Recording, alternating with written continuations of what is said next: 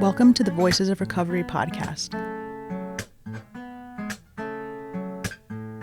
This is your spiritual principle of a day episode, featuring a recovering addict.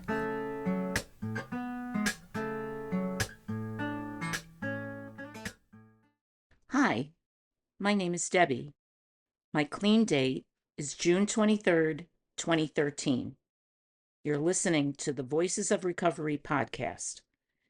This is the spiritual principle a day for December 2nd. Accepting reality.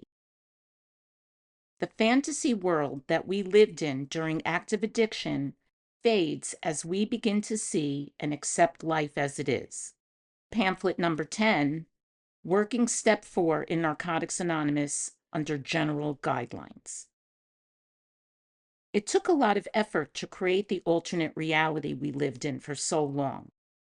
We invested in false perceptions and delusions about our lives and went to great lengths to maintain them.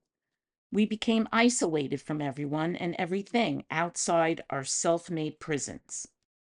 As one addict put it, my world had become so small. To live with that fact, I convinced myself that nothing outside my little sphere was relevant. In truth, we were only kidding ourselves. Denial and dishonesty protected us from seeing the harm we were causing. Once we raised the curtain of self-deception, we recognized the lies we'd been telling ourselves.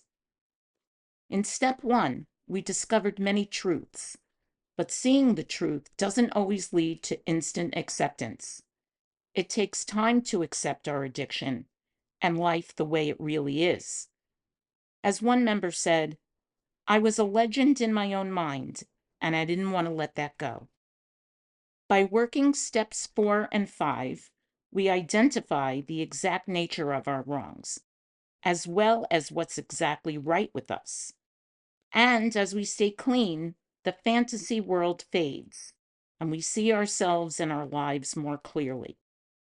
As we let go of the make-believe world we created, our real world expands.